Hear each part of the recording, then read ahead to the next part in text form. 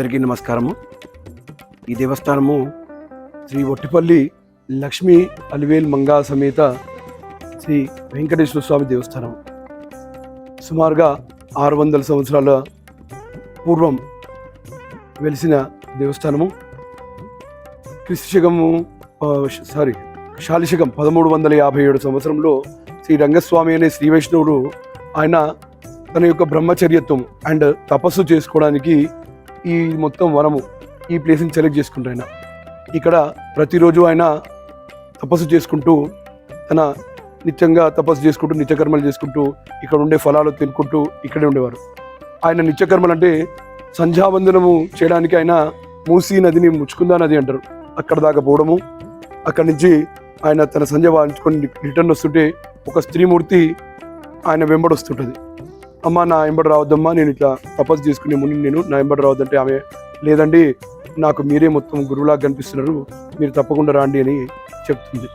అయినా సరే ఆయన వద్దంటే ఆమెకి ఏం కష్టం వచ్చిందో తెలుసుకుంటా ఆ అమ్మాయి పెళ్ళైపోయి ఆ అత్తగారింటికి పోయేటప్పుడు ప్రవాహంలో నదీ ప్రవాహంలో అందరు కొట్టుకోపోతే ఆమె మాత్రము ఒక చోట పడి ఉంటుంది.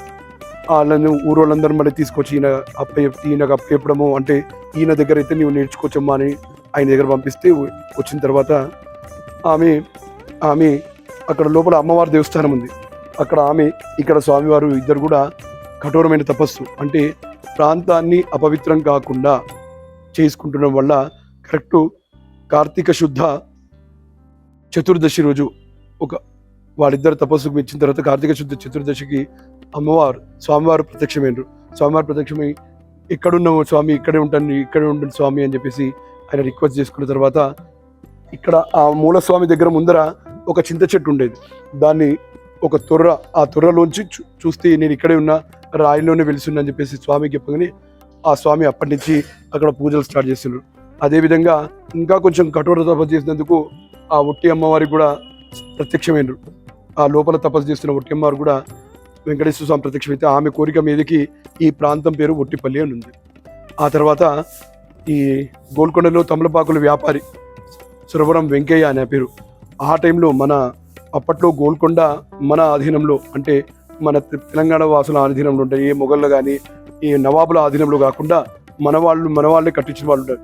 ఆయన ఇక్కడంతా కూడా ఈ ప్రాంతం అంతా చూసుకునే వాళ్ళు. ఆయన అట్లాంటప్పుడు ఆయనకు పెరాలిసిస్ అటాక్ అయితే స్వామి చెప్పిన మాట ఏంటిదంటే, ఆయనకు ఒక పెద్ద స్వామి చెప్పిన నా పైన ఉన్న చింతాకు తింటే నీకు చింతలు తగ్గిపోతాయని. ఆయన పాపం ఆ వెంకయ్య మొత్తం తిరిగి లాస్ట్కి ఇక్కడన్నా దొరుకుతుందేమో అని చెప్పేసి చివరిగా ఇక్కడ వస్తే అప్పుడు రంగస్వామి ఆయనకి ట్రీట్మెంట్ చేస్తాడు. అంటే ఫస్ట్ తినిపించి ఇక్కడ దొరికిన వనముతో ట్రీట్మెంట్ చేయడం వల్ల ఆయనకు ఆ పెరాలిసిస్ తగ్గడం వల్ల ఆయన కొంతమందిని తీసుకొని డబ్బులు తీసుకొని ఈ గుడి అంతా కట్టించడం జరిగింది అనమాట. ఆ టైం నుంచి కూడా ప్రతి సంవత్సరము కార్తీక శుద్ధ చతుర్దశి రోజు ఇక్కడ కళ్యాణం కూడా అవుతుంది. ఈ దేవుడు అందరికి కూడా అన్ని విధాలుగా మంచి జరుగుతుంది అని చెప్పేసి మనం అనుకోవచ్చు. అన్ని చోట్ల ఇక్కడ పోతే ఈ విధంగా అవుతుంది, ఆ విధంగా అవుతుంది అని చెప్పేసి మనం స్పెషల్గా కాకుండా భగవంతుడు ఇక్కడ ఉండడానికి చేస్తుంటే ఎన్నోసార్లు అటాక్స్ అయినాయి. ఇక్కడే నిజాం గవర్నమెంట్లో నిజాంల వాళ్ళ టైంలో చాలా రజాకాల టైంలో అటాక్ అయినా కూడా మన దేవస్థానము ఈ విధంగా ఉండడంలో ఆ శ్రేష్టత్వంనే మనం గ్రహించాలి. ఇక్కడ చాలా పవర్ఫుల్ దేవుడు, ఎక్కడైనా పవర్ఫుల్, ఇక్కడ మాత్రమే పవర్ఫుల్ అని నేను అనట్లేదు. అన్ని చోట్ల కూడా భగవంతుని మనము మొక్కేసి శ్రద్ధతో ఆయన తెలిస్తే అన్ని పనులు కూడా అవుతాయి. అదేవిధంగా మన ఒట్టిపల్లి వెంకటేశ్వర స్వామికి ఎవరైనా పెళ్లి కాని వాళ్ళు ఇక్కడ వచ్చి 41 ప్రదక్షిణలు చేసేసి వాళ్ళకు చాలా మంది కూడా ఇప్పటికాకు ఈ మధ్య కాలంలోనే ఒక 20 మందికి వాళ్ళకు పెళ్ళి అది జమ్మి చెట్టు, అది అక్కడిగా. ఇక్కడ కార్తీక మాసంలో కళ్యాణము, ఆ తర్వాత మనకు చైత్రమాసంలో సీతారామ కళ్యాణం జరుగుతుంది. ఇప్పుడు మార్గశిర మాసం, ఇప్పుడు ముఖ్యంగా ధనుర్మాసం లోపల తిరుప్పావి పఠంతో పాటు హోమ కార్యక్రమం కూడా జరుగుతుంది. అదే భక్తులందరూ కూడా ప్రతి అన్ని దేవస్థానాలతో పాటు ఈ దేవస్థానాన్ని కూడా వచ్చి స్వామివారి తీర్థప్రసాదాలు తీసుకునేదిగా మనం. ఈ వైకుంఠ ఏకాదశి రోజు మామూలుగా ఉత్తర ద్వార దర్శనము అంటే ముఖ్యంగా ఏంటి, జయ కేతకులు వీళ్ళిద్దరు కూడా స్వామి యొక్క అనుచరులు, విష్ణుమూర్తి యొక్క.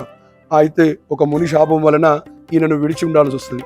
అయితే వాళ్ళిద్దరికి కూడా మన వ్యక్తి అయితే హిరణ్యకశిపుడు వీళ్ళందరూ ఉంటారు కదా, హిరణ్యకశిపుడు, హిరణ్యాక్షసుడు, మన రావణాసుడు, కుంభకర్ణుడు, అదేవిధంగా వీళ్ళిద్దరిని కూడా దూరం పెట్టేసి, అంటే 3 ఏళ్ళు దూరం ఉండడం వల్ల వాళ్ళకు ఉత్తర ద్వారం నుంచి శాప విమోచనం అని చెప్పేసి ఆ రోజు మన విష్ణుమూర్తి చెప్తారు. ఇది చతుర్మాస దీక్ష. చతుర్మాస దీక్ష యొక్క ఎండింగ్ టైంలో మనకు వైకుంఠ ఏకాదశి వస్తుంది. ఈరోజు ఈ ఏకాదశి వలన చేయడం వల్ల మనము ఆ విధంగా అక్కడి నుంచి వచ్చి మనము ఉత్తర ద్వారం నుంచి దర్శనం చేసుకోవడం వల్ల మనలో ఉన్న కల్మషంలోని తీసేసి స్మరించుకోవాలి. లోపలికి వచ్చిన తర్వాత మనము అక్కడిక్కడ చూసుకుంటూ కాకుండా స్వామి యొక్క విగ్రహాన్ని మాత్రమే చూసుకుంటుండాలి. నిన్న మనకు ఒక శ్లోకంలో చెప్తారు, నాయగనాయ నిండ నందగోపురనయ్య కోయిల్ కాపాని. మంచి తోరణం ఉంటుంది అక్కడ శ్రీకృష్ణుడి యొక్క నందగోపురి యొక్క భవనానికి. చాలా మంది పోవాలని కృష్ణుడి యొక్క దర్శనానికి పోయేసి ఆ తోరణాన్ని మణిమాణిక్యాలను చూసేసుకుంటూ ఆహా ఓహో అనుకుంటారు, కానీ లోపల కృష్ణుడు ఉన్న విషయం మర్చిపోతారు. అంటే కృష్ణుడిని చూడాలంటే ముందు ఇవన్నీ మనము ఐహిక సుఖాలని ఇట్లాంటివన్నీ మనం మర్చిపోయి కేవలము భగవంతుని మీద దృష్టి పెట్టాలని చెప్పేసి దాని యొక్క భావం. ఈ తిరుపావై మాసంలో ఆమె 10 రకాల గోపికలను లేపుతుంది. తన చెలికత్తలు లేపడం అని కాదు, అక్కడ 10 రకాల జ్ఞానాన్ని మనకు సంపాదిస్తుంది. అది కూడా మొత్తం కూడా మనకు ఈ మాసంలో వివరించడం కూడా జరుగుతుంది. ఇక్కడ తిరుపావై ప్రవచనాలు కూడా చేసుకుంటూ హోమం కూడా జరుగుతుంది. ఇది చాలా పురాతనమైన దేవస్థానము. అందరూ కూడా వీలు చేసుకొని ఇక్కడ ఉన్న వాళ్ళు, ఇంకా కొంచెం దూరం ఉన్న వాళ్ళైనా సరే అందరూ కూడా వచ్చేసి ఇక్కడనే ఫలక్నుమా ప్యాలెస్కి బ్యాక్ సైడే ఉంది. అందరూ కూడా వచ్చి చేసుకోవడం వలన మీకు మంచి జరుగుతుంది, మీలో కుటుంబానికి కూడా చాలా మంచి జరుగుతుంది. ఈరోజు ఉదయం నుంచి సాయంత్రం వరకు కూడా ఉత్తర ద్వారం తెరిచి ఉంటుంది కాబట్టి అందరూ రాండి తప్పకుండా.